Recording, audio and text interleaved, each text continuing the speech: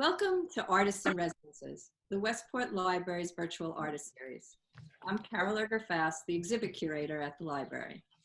Today, Miggs Burrows talks with painter Amy Kaplan. In her previous life, Amy was a textile designer and colorist who worked for some major home furnishing companies. And you can see that influence in her work today. Her series Dreamweaves literally takes strips of paper and they're woven together to make a kind of textile remnant.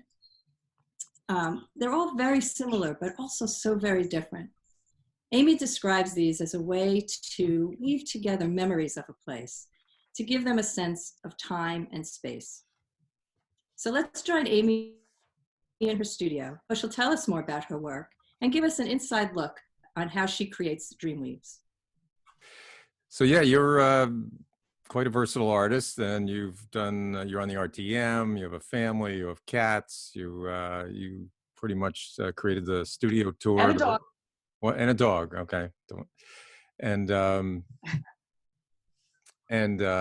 resurrected the studio tour for the Artist Collective last year, which was great.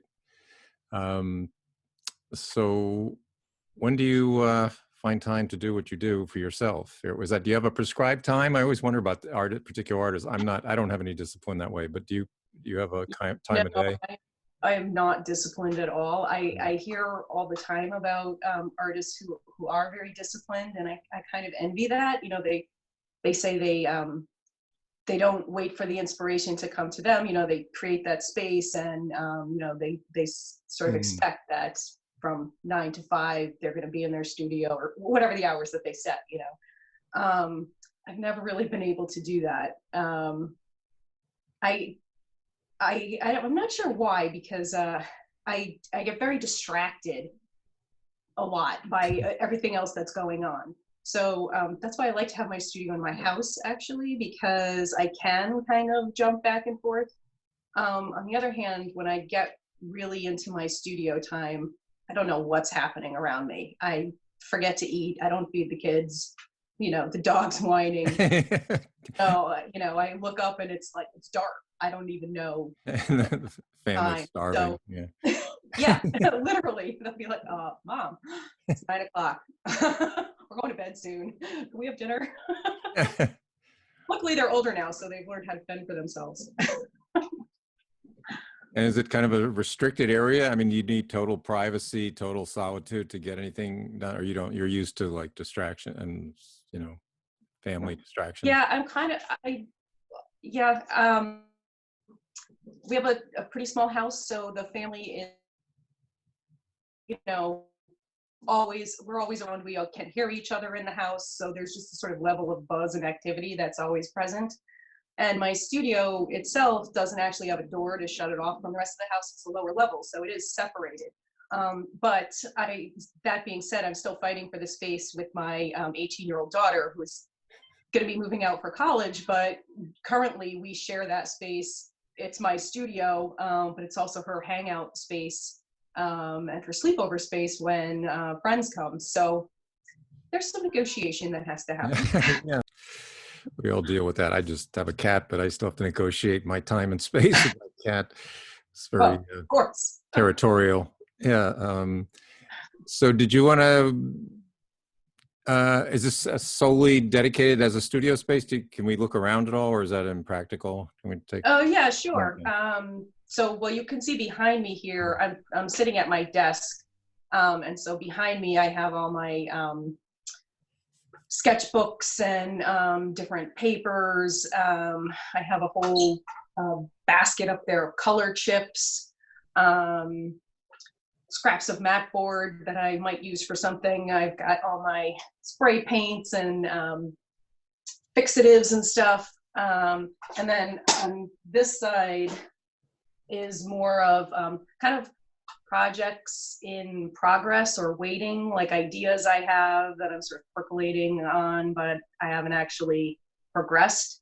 And when I'm in that stage, I tend to kind of collect things around what I'm thinking of.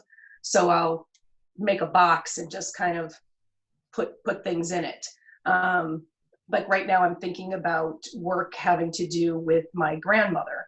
And so I have a book of poems that she wrote when she was young and falling in love. And I have, we used to make sequins, sequin dolls together. Speaking of animals, that was my cat just knocked over. Anyway, so I collect these things, and then I might park them up there for a while until I'm ready to kind of pull them out and focus on them. And I usually only work on one thing at a time, but I usually also have these other projects kind of floating around in my head. Yeah. So I will flip the camera around so you can see the rest of the room. Okay. So there's my cat, one of my cats. So I have a lot of my work up on the walls. Oh yeah. So I'm just curious, when you go into your studio, do you know you're going to work, but are you in the mood like, oh, today's a weaving day, or today's a watercolor day, today's an experiment day today? I mean, or do you just sort of let it happen? It depends. You know, I usually have purpose. I usually I'm ready to work on something when I'm ready to dedicate that time. I might spend kind of the warm-up period kind of drifting in and out of my studio, and like spending 10 minutes looking at something, or a half an hour sketching or something. But when I come to actually do the work, I will dedicate the time. Like, I'll tell everybody I'm doing studio day tomorrow. Like, don't bother me. I'm not doing anything with you. And sometimes I'll find that time in the middle of the night. I'm a night person, so I tend to get like a spurt of energy and creative thought in the late evening. And so sometimes, you know, everyone else is kind of quieting down and going to bed, and I'll come down to the studio around 10, 11 o'clock and be down here until 3, 4 a.m. Or longer. And so that's, you know, going back to the discipline problem.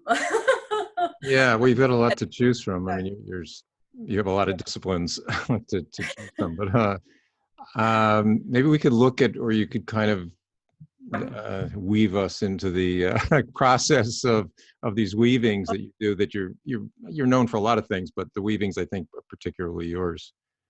Yeah. So so I do a lot of landscapes. I'm really inspired by the natural world, and I've grown up in Connecticut and along the coastline. And for me, just sort of the sense of that place is where I go when I need to recenter myself. And when I started painting for myself, after my kids had grown up a little bit, and after my textile years, I kind of didn't pick up a paintbrush for a while, because I felt so compromised by the commercial demands that I tuned out to that. And then I discovered that I really needed it. So when I came back to my work, it was very much all about the landscapes, the land, because in my life at that time, I would go and sit on the shore to find those, to recenter myself, to find those Zen moments, to forget about all of the needs of everyone else that I was trying to fulfill, and just kind of be and breathe in that sort of timeless aura of the coastline. And so when I started making art, that's what I wanted to convey, you know, and I wanted people who saw my art to be able to feel that they could take a breath in that moment, just as I was doing. So go ahead. No, I just say in your little bio on their website, you do talk about these moments, these in between, these like transitional kind of magical moments where, you know, waves crest and the sun breaks through and all that kind of thing. Yeah, well, I never paint people in my landscapes, hardly ever. And that's because I'm interested in the moment of time and the sense of the place after people left and before people come. So sort of the traces that we leave behind, the bent grasses, the footsteps in the sand, that little beat of time that's informed with everything that happened before it and the promise of what will come, right? And in these landscapes, the sort of the anxiety of what will come is for me removed, because it's an endless cycle. And regardless of the footsteps, you know, the people that run by and disturb it in a superficial way, it's still going to keep going day after day. And so there's a grounding in that I need. And so that's what I'm reaching for. But then there's also this sense of the sort of the ghosts of everything. It's more poignant and timely today, of course, we're in the midst of, whenever you're listening to this, it's May 2nd, but, you know, yeah, very timely, because there are a lot of footprints everywhere and very few people. Yeah, so do you have samples of anything? Yeah. How you get from a watercolor to a weaving, or whatever, Well, however you want to show what it. I can do is I can share my screen of the very first Dreamweave that I started. As I said, I was doing a lot of these landscapes and coastal imagery, and that was satisfying. But I began to feel like I was just capturing a still. I was crystallizing that moment, which was good because it was giving people and myself the space to be in that moment. But I wanted to convey more of the echoes, the layers, you know, the past, the present, the future, the interweaving of that, because that's part of it. That's what we're all trying to do as people, is sort of integrate everything that's happened to us, everything that we dream and wish for, and everything that's part of us today, right? And some of these things are in contradiction, but they're all informed by each other. And so that's our task as humans, is to integrate all of that and to honor it, I guess, to have respect for it, good and bad, right? It's all part of who we are. So, so I'll share first with you a landscape that I was working on, and I had a lot of trouble with this landscape. It was an emotionally hard time for me, and I have a very emotional connection to my work. And I wasn't able to have that with this painting, so it was bothering me. So I worked on it sort of endlessly, and I watched the scene that summer sort of change in those million subtle ways, day after day after day, as I was working on this scene. And I think that was part of it. I couldn't capture all of it in the painting. So, can you see that? Okay. Yeah. Yeah. So it's pretty big. It's I think it's 48 by 60. Wow, that is huge. And is it, yeah, what everyone wants to know, is it oil, acrylic? What do you do? It's an oil painting.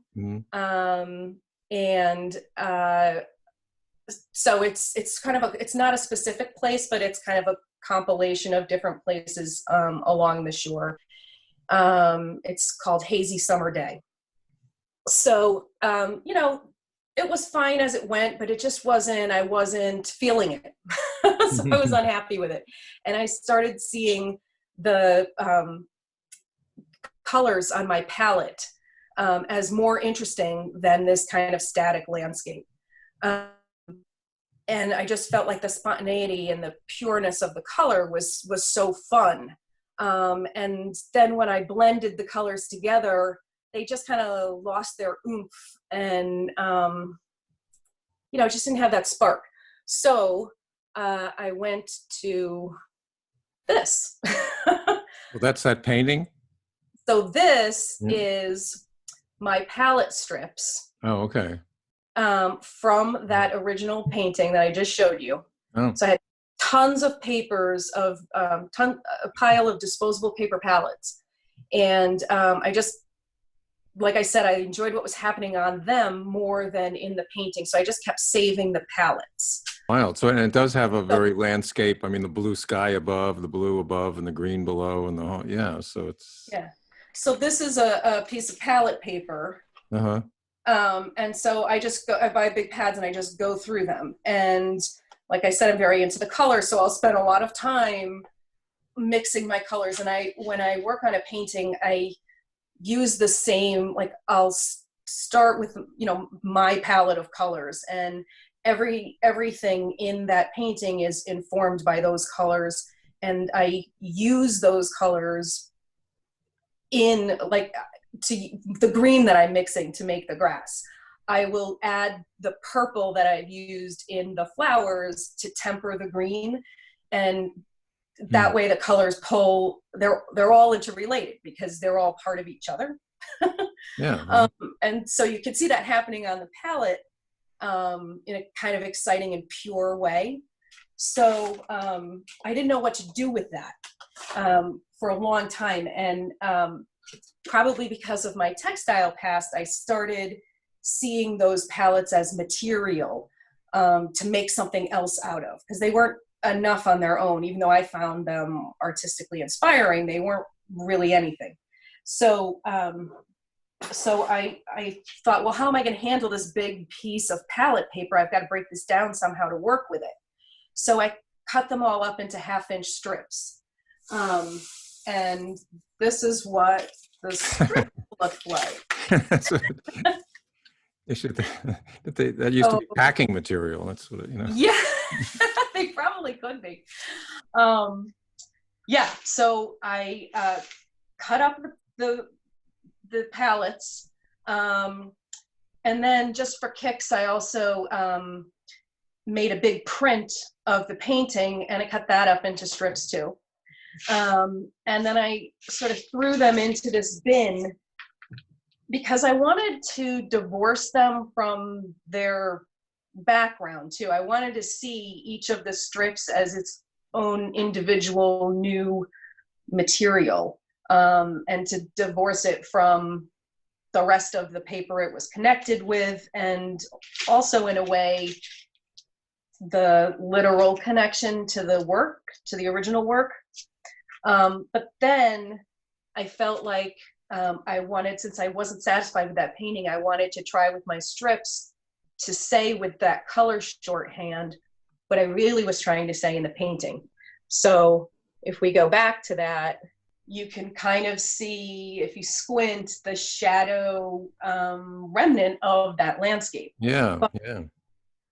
It's, at the same time, it's so much more vibrant and alive. And there's movement in it that just wasn't happening in the painting, which was so static. Yeah, I mean, if you blur your eyes, you can see the pathway, you can see the flowers. I mean, Yeah. you don't have to blur your eyes, but yeah, I mean, the color, in terms of the color, the arrangement, the composition is similar. But yeah, it's really a fascinating technique. Yeah, and then it did remind me of fabric, and obviously I'm weaving the pieces together. I don't, it's not a straight weave because it's dependent on where I want the colors to pop up. And sometimes there's a lot of layering in some areas, and then there's a lot less in other areas. So it's almost tapestry-like, but it has the effect of being a remnant because it looks like maybe parts have worn or threads have pulled. Yeah. And that's also part of how I left the edges fringed, like when you cut fabric and it frays. And I liked the idea of sort of the strings hanging out, and then it also interacts with wherever it's hung, its installation, because how the light shines on it casts shadow from the hanging fringe. And so that's sort of another reference to, you know, our lives. We cast shadows, we have effect based on our surroundings too. Right. And there's always a lot of loose ends in our lives. Do you want it, was that from your website? I mean, do you want to, or I could share your website too. You don't have to identify each one, but just give the viewers kind of an idea of a variety of textures. And I'm just curious I don't really know myself what a textile designer sounds like, a big general area of, I mean, are you the person that designed put Snoopy on my pillowcase, or, you know, what does a textile designer do? That's so funny. Yeah, I had no idea. When I went to school, I went to Syracuse. I actually majored in something called surface pattern design. And that is all about patterning on various Oh, surfaces, including tableware, like china patterns, placemats, tablecloths, draperies, any kind of textile. And then when I graduated and went to work as the textile designer, I actually, more technically, I was probably a colorist. And I worked for companies that either had libraries of patterns or purchased artwork from studios. And then I was like the in-house studio, so I would do coordinating patterns and then help figure out technically how to print those patterns and coordinates the most cost-effective way on yardage. right. Well, I don't want to run out of time before we get to see, it's interesting because of the time we're in, and you said you were working on some kind of pieces that were informed by today, or, Yeah. situation. So since we've all been in the house, I found that some of the sort of fussy detail work of the weaves was not appealing to me because it felt too confining. So I went back to my watercolors, and I just sort of started almost mindlessly painting coastal seascape kind of things. Place of safety. And then I took those and I decided to go back to my textile background again. And I had done the paintings on some really good thick arches watercolor paper. And that really takes a beating. You can really abuse the paper. So I did that. So I got out my knives and I started scraping, and I used resists. And then I pulled out my wax and I melted wax, and then I crinkled the whole thing up and threw it in the freezer, and then cracked it so the paper broke and the wax cracked, and then I dyed it. And at the end of all of that, I wrapped it all up in contrasting thread, and all of those layers and abuses and things that obscure the original landscape is sort of how I feel in this time that I'm trying to get to my Zen place. And I can't really, because there's just all this other stuff and all these other layers and all these things keeping us down and entangled. So I do have some of that work here also. So I don't even know if you can see the original. Yeah, well, no, it's hard to describe. I mean, I can see there's strings. It's sort of wrapped in these thin violet cords or strings, and beneath it is this. Did you repurpose a landscape, or this is an original? That's an original. Yeah. It's an original landscape. Yeah. And it was sort of a marshy scene. There were some grasses and rocky stuff in the foreground, and then a beautiful water sky. Just a little bit of a suggestion of a house on the left, and then it just got completely worked over, batiqued, pasteled, color pencil, knife. It's fascinating visually, but it's got obviously a dark theme to it, like dark clouds and whatever. Yeah. Here's another one. It's harder to see the landscape in this one. But it has the feeling that the threads on this one actually being yellow, they kind of have that feeling of maybe daybreak. So even though they're still confining, it's less gloomy than the other one. Okay, so here's another one, and you can kind of clearly see the sails in this one. Yeah, I'm not so serene. No, there's definitely There's a lot of churning. Churning, yeah. Yeah. Oh, that's cool. Yeah, so here is a triptych, and this is before I put the strings on it, but it's after everything else. Now, is this? I'm just for everybody's interest. Triptychs, are they? Oh no, there's the strings. Okay, and they're wrapped, and they're all wrapped. They're all okay. They're all patched with the strings. Yeah, wrapped around all three of them on this. Yeah. So actually, technically, I don't know if it's called a triptych if then I frame them together as one piece. I think maybe they started out as a triptych, but now they've become one piece. Okay, here's a Dreamweave one. And you'll see how I weave it together with the tweezers and. I know what I want to talk. The cubes. This Oh, relatively new. I love these. They're like acrylic cubes, right? They're like little streamers. yeah. So I call those my sky pieces, Mm-hmm. and those started from the paintings that you were just showing of the kids flying the kites. Yeah. So that was my kids and their friends out on the beach, and it was just a great summer. We had these kites my husband brought home from China, and they were so bright and fun. And I got fascinated with the play of the kite tails in the sky, and just kind of that whole concept of how they look so wildly free in the sky, but they only dance like that because they're tethered to the ground. So I was kind of intrigued by that concept. And so I did a whole series. I did the smaller series that you see on the wall there in the picture. And that's just like close-ups of the kite tails. And I did it in a grid series so that you can turn each individual small piece so you can make the kite tails dance yourself. So I thought that was cool, but then it still wasn't really enough. I felt like I wanted to chunk a piece of that beautiful blue sky with the kite tail, and I just wanted to hold it. I wanted something tangible. And it wasn't enough that it was the painting on the wall. So, and actually Lou Buckner is the one who inspired me. She does all that resin work. And I had no idea what resin was. I'd never used it before.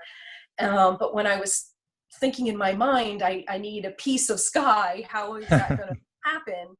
I thought, ooh, resin, that, because it's transparent and I can make something out of it. So I watched some YouTube videos and I talked to Lou, and I just jumped in and started playing. And eventually I started making these cubes, sky pieces, and I make them kind of a few different sizes. They're a lot of work because I pour them in molds, but then because of the ribbon coming through, I have to cut the mold to string the ribbon through. I don't get a nice, shiny edge. So I have to sand and polish all of the facets.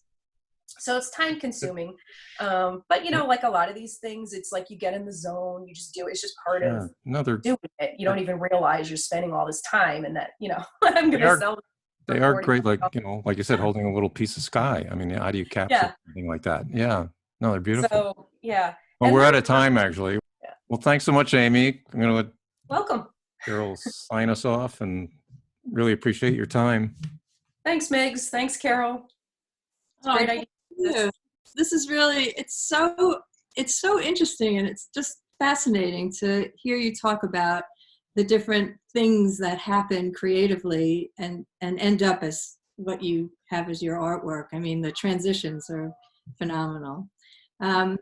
Anyway, so for more information about all things about the library, including our digital content, please visit westportlibrary.org. And thanks, and hope to see you at the library soon.